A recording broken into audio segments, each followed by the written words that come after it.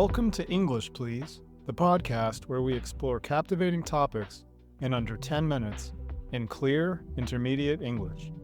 I'm your host, Christopher.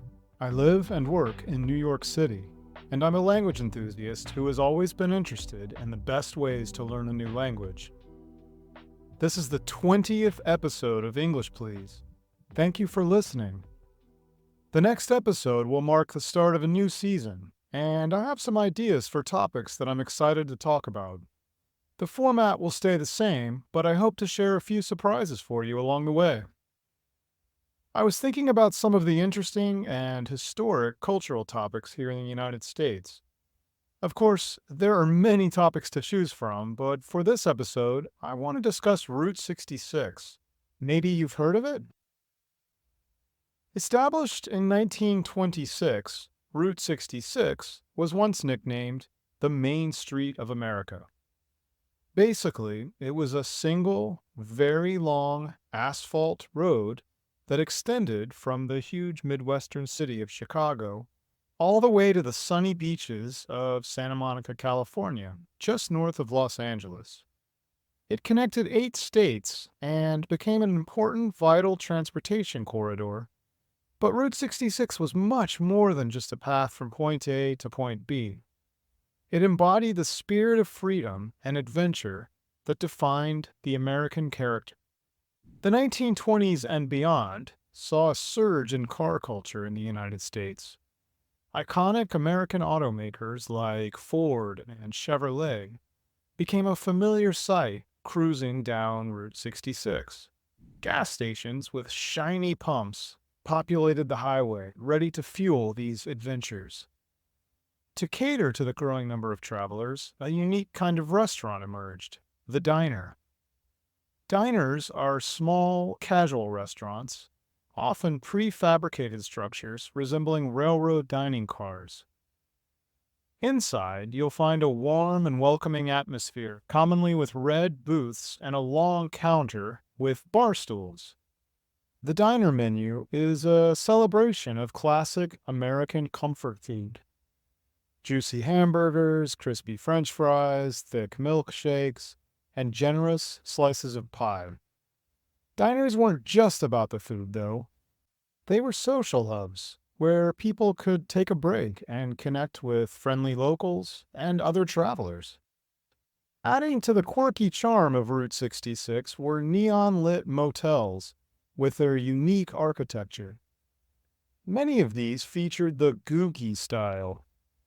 Googie style was a popular American architectural movement of the 1950s and 60s that was characterized by bold, futuristic curves and bright colors, like something you might see in an old sci-fi movie.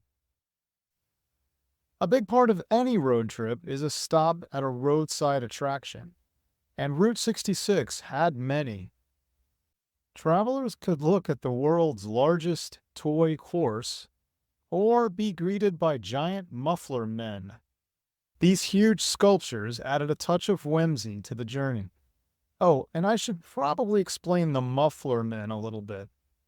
A muffler is a part of a car's exhaust system.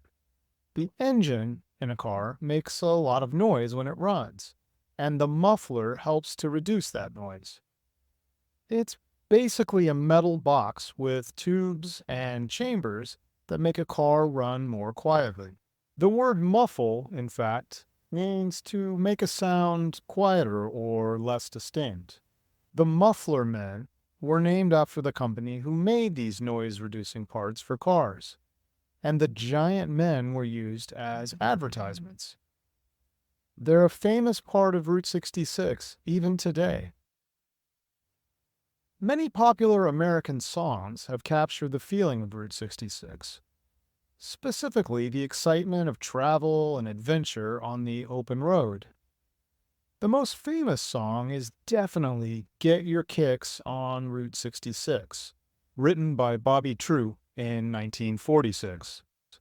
This catchy song, with lyrics about driving down the highway in a convertible, perfectly captured the fun of a road trip.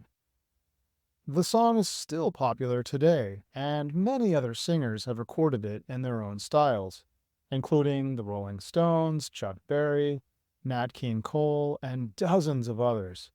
Depeche Mode even recorded their own version in 1987 using electronic sounds that fit their style. All of these different versions help keep the spirit of Route 66 alive for people of all ages.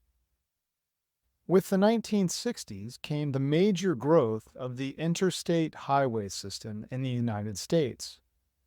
This system was basically a network of fast, limited access highways called interstates that were designed for long distance travel. Unlike Route 66, which passed through towns and cities, interstate highways were built with efficiency in mind. So they featured fewer intersections and straighter paths to allow for shorter travel times. This modern marvel of engineering offered a quicker way to cross vast distances.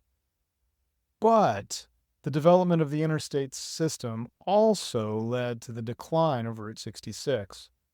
Many areas were bypassed in favor of faster routes, and popular towns that once prospered with busy Route 66 traffic began to suffer. Maybe I can discuss this further in another episode, but widespread development of interstates had similar effects on many places all over the U.S. And it also increased the dependence of people in the U.S. on cars. Sure, there were good aspects, but there were just as many bad aspects. Despite this, Route 66's legacy has refused to fade. Its historical significance and undeniable charm have fueled a revival movement.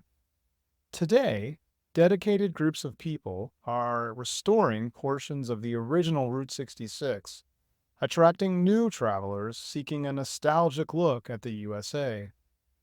Classic car enthusiasts commonly take road trips along Route 66, stopping at historic vintage diners and motels that were built more than a generation ago.